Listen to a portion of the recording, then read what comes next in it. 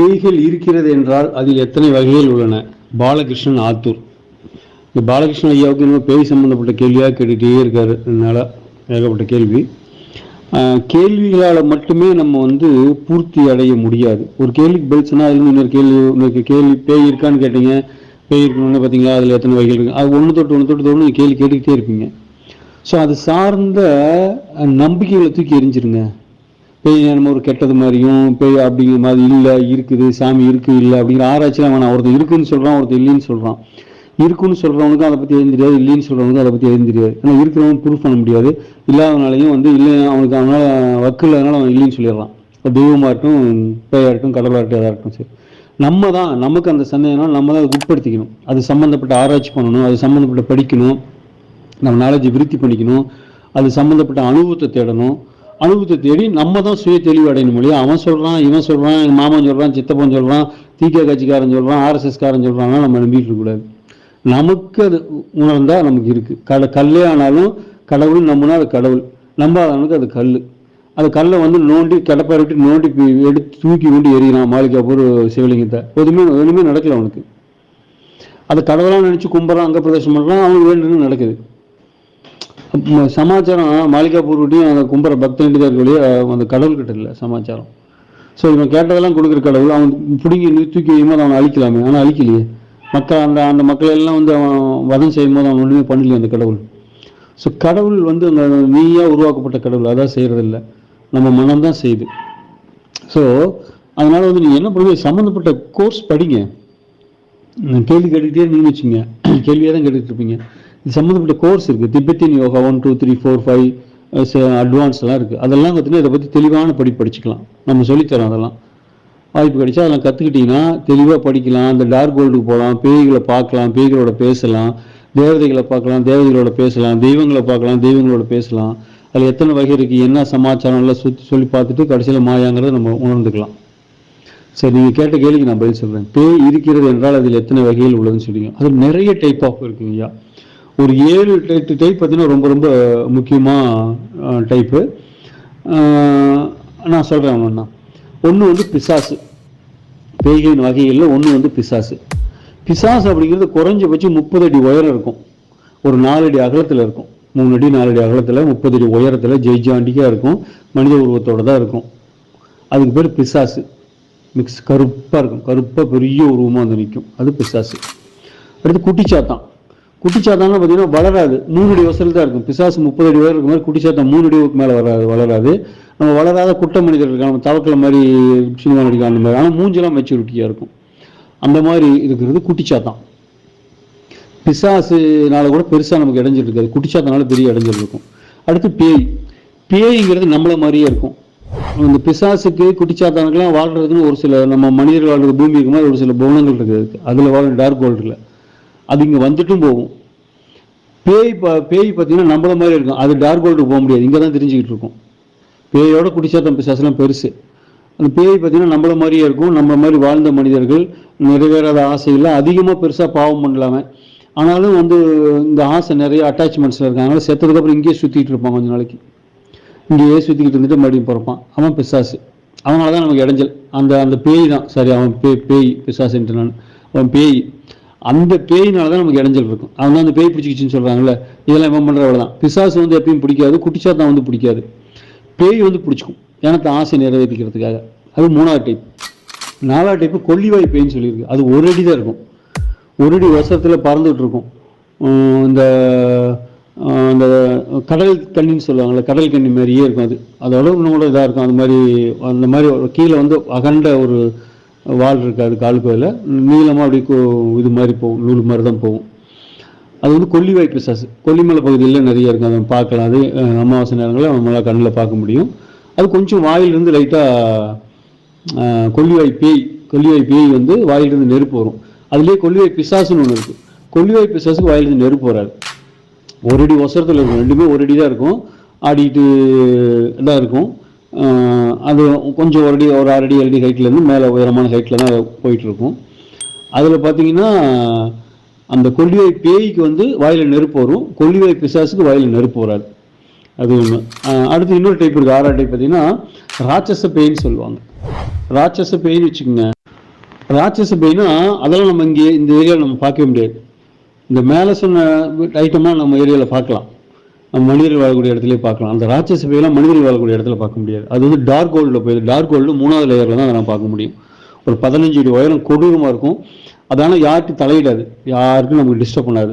இந்த குட்டி சாத்தா மாதிரியோ பேய் மாதிரியோ டிஸ்டர்ப் பண்ணாது ராட்சச பேய். நம்ம இடையில நம்ம அதை டிஸ்டர்ப் பண்ண போனால் நமக்கு கதை முடிஞ்சிடும். அந்த மாதிரியான பேய்களே ராட்சச பேய்களை டிஸ்டர்ப் பண்ண போனால் கதையை முடிச்சிடும். ராட்சச பேய் வந்து நம்ம நாட்டில் தீவிரவாதி மாதிரி எதாங்க, அது பாட்டுக்கு அது ஒரு டீமாக இருக்கும், அது பாட்டுக்கு இருக்கும். அதனுடைய இடையில யாரும் குறுக்கிடக்கூடாது, குறுக்கிட்டால் ஆளை முடிச்சிடும்.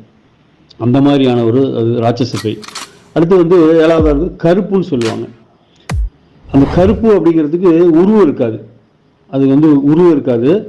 அப்படியே மேகம் மாதிரி கருமேகம் மாதிரி பார்க்கலாம். ஒரு சில பவர்ஃபுல் என்ன பண்ணும், அந்த கருமேகங்கள்லாம் கூடி அப்படி முகத்தை மட்டும் காமிக்கும், முகம் மட்டும் தான் பார்க்க முடியும், அது உடல் மற்றெல்லாம் பார்க்க முடியாது. பேய்க்கெல்லாம் பார்த்தா கால் கை எல்லாமே இருக்கும். பிசாசுக்கும் பார்த்தீங்கன்னா கால் கையெல்லாம் இருக்கும், குட்டி சாத்தானுக்கும் கால் கையெல்லாம் இருக்கும். ஆனால் கொல்லிவை பிசாசுக்கு வந்து கால் இருக்காது, அப்படி தெரிஞ்சுட்டு கை சின்னதாக இருக்கும். ராட்சச பேசி கால் கை எல்லாமே இருக்கும். இந்த கருப்புக்கு பார்த்தீங்கன்னா கால் இருக்காது, கை இருக்காது. அது அப்படியே ஒரு மேகம் மாதிரி இருக்கு, தேவைப்பட்டால் கருப்பாக ஒரு புகை மாதிரி வரும், முகத்தை மட்டும் காமிக்கும். அதில் பவர்ஃபுல்னா அது முகத்தை காட்டும், கருமா மேகம்லாம் சேர்ந்து முகத்தை காட்டும், அது கருப்பு. அதுலேயே கருங்கருப்புன்னு இருக்குது. 8வது வகையான பேய் அது வந்து கருங்கருப்புன்னு இருக்குது. அது வந்து இன்னும் நீங்கள் டார்க் கோல்டில் 5வது லேயருக்கெல்லாம் போனால் தான் அதை பார்க்க முடியும். கருங்கருப்பு அது வெறும் கருப்பு மட்டும்தான், கருப்பாக மட்டும்தான் இருக்கும். அது கையோ காலோ மூஞ்சோ எதையுமே நம்மளால் பார்க்க முடியாது. ஒரு கருப்பாக இருக்கும், கரும்பொகம் மாதிரி இருக்கும், சுழல் மாதிரி இருக்கும். அது ரொம்ப டேஞ்சரஸ். அதுக்குள்ளெல்லாம் போயிட்டோம்னா நம்ம எப்படி வந்து ஒரு புவனங்களில் 14வது புவனத்து டாப் 14வது புவனத்துக்குள்ள உள்ளே போயிட்டோம்னா 1,00,000 வருஷம் நம்ம ஒளியாக வாழ்கிற மாதிரி இந்த கருங்கருப்புக்குள்ளே உள்ள போயிட்டோம்னா கீழே அது ஃபஸ்ட்டு புவனம். அது கீழே வந்து நம்ம கீழே இருக்கிற ஃபஸ்ட்டு புவனம். அந்த கருங்கருப்புக்குள்ளெலாம் போயிட்டோம்னா அந்த மாதிரி 1,00,000 வருஷம் நம்ம வந்து அந்த கருங்கருப்புல தான் இருப்போம். நமக்கு உடல் இருக்காது, ஒரு உணர்வு மட்டும்தான் இருக்கும். உடலில் ஒரு நம்மளை சுற்றி நிறைய இருக்க மாதிரி தெரியும், தண்ணி மாரி நம்ம பயங்கர சத்தமும் ஒரு துக்கமும் இருக்கும். அதை வந்து நரகம்னு சொல்லலாம், நரகத்தில் கொடூரமான நரகம்னு சொல்லலாம்.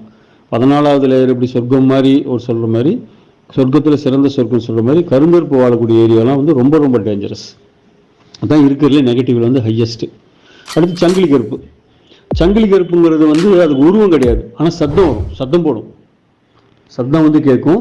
அது நம்ம வாழ்கிற இந்த பூமியில் கூட ஒரு சில காலங்களில் இருந்திருக்குது, இன்னும் கூட ஒரு சிலருக்கு அது காட்சி அளிக்குது. சத்தம் வரும், ஒரு சில நேரங்களில் பேசும், சலங்க சத்தம் மட்டும் கேட்கும். இது சங்கிலி கருப்பு. அடுத்து பார்த்தீங்கன்னா மோகினின்னு ஒரு பேய் இருக்குது. இது வந்து பார்த்தீங்கன்னா அது நம்ம ஏரியாவில் தான் இருக்கும். இந்த மோகினியை வந்து நம்ம டார்க் கோல்ட்லாம் போய் பார்க்க முடியாது. சங்கிலி கருப்பை கூட நம்ம டார்க் கோல்டில் நான் பார்த்ததில்லை, இருக்கானு தெரியல. மோகினி வந்து நம்ம வாழக்கூடிய இடங்கள்ல இருக்கிறது. அந்த பேய் பிசாசு குட்டி சத்தானோட சேர்ந்தது மோகினிங்கிறது. ஆனால் அதுங்களாவது சடனாக கோவப்படும், சடனாக போயிடும். இது அப்படி இல்லை, வச்சு செஞ்சிடும். இது வந்து நிறைவேறாத வேட்கை இருக்கு இல்லையா, நிறைவேற ஆசை, வேட்கையோடு செத்து போன பெண்கள் ஆத்மா இருக்கு இல்லையா, அது தெரியும். அந்த ஆசையை நிறைவேற்றிக்கிறதுக்காக இந்த ஃபீல்டு, பூமி ஃபீல்டில் தெரியும், இந்த லேயரில் 4வது போனங்களில் தெரியும்.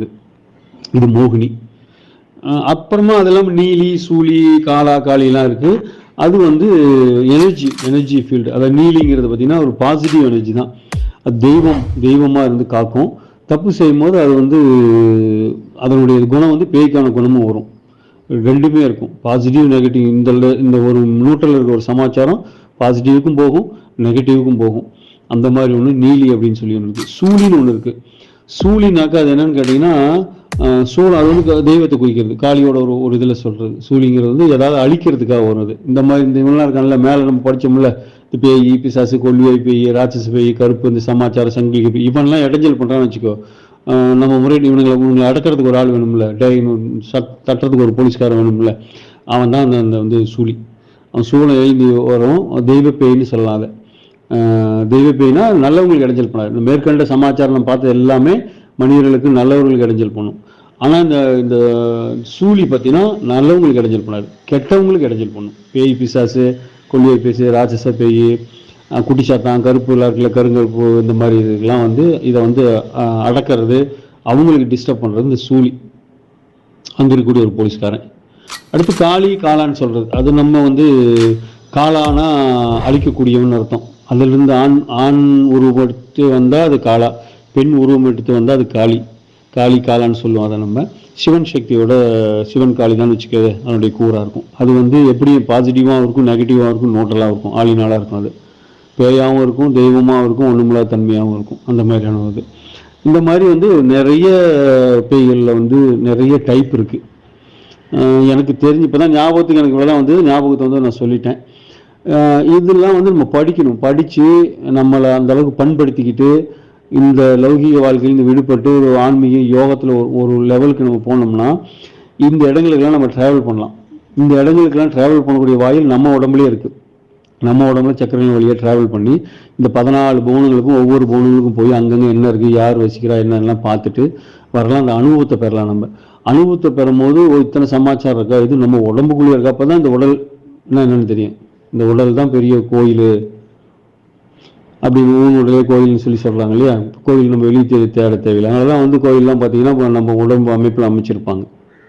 ஆகவே இப்படி பார்த்தீங்கன்னா நம்ம தஞ்சாவூர் பிரதேசத்துக்கெல்லாம் ஒரு மனுஷன் படுத்திருக்கிற மாதிரியே இருக்கும். இந்த கால் ரெண்டு சேர்த்து வச்சா நடுவில் இருக்கிற 2 காலுக்கு நடுவில் இருக்கிற ஓட்டெல்லாம் நுழைவாயில் மாதிரியும் பள்ளிப்பீடத்துலேருந்து கொடிமரம் வரைக்கும் எல்லாமே பார்த்திங்கன்னா நம்ம உடலை அமைச்சு தான் வச்சுருப்பாங்க. அந்த மாதிரியான ஒரு அமைப்பு இருக்கும். ஸோ அந்த மாதிரி நம்ம எல்லாம் ட்ராவல் பண்ணி பார்த்து நல்ல ஒரு குரு நமக்கு அமைஞ்சு நமக்கு ஒரு புண்ணியம் இருந்து கொடுப்புன்னு இருந்ததுன்னா இதெல்லாம் போய் பார்க்கலாம். நம்ம இதெல்லாம் பார்க்கும்போது தான் வாழ்க்கையை பற்றின ஒரு சாராம்சம் விட்டு போயிடும். நமக்கு சீ அப்படின்னு ஆயிரும். அப்போ தான் மாயாங்கிறத நம்ம உணர முடியும். அதனால வந்து நம்ம கேள்வி கேட்டுகிட்டே இருந்து பிரயோஜனம் இல்லை. செயலில் இறங்கணும். செயலில் இறங்கணும்னாக்கா நம்ம நிறைய விஷயங்களை தெரிஞ்சுக்கலாம். நன்றி ஐயா. எனக்கு ஞாபகத்தில் இருந்த பேய்களை பற்றி நான் பட்டியல் நான் உங்களுக்கு கொடுத்துட்டேன். திரும்ப ஏதாவது ஞாபகம் இருந்ததுன்னா ஒரு வாய்ப்பு கிடைச்சா விட்டு போனதாக இருந்தால் நான் சொல்கிறேன் உங்களுக்கு. நன்றிங்க ஐயா. ஆனந்தம் பொங்கட்டும். என்ன புண்ணியம் செய்தேனோ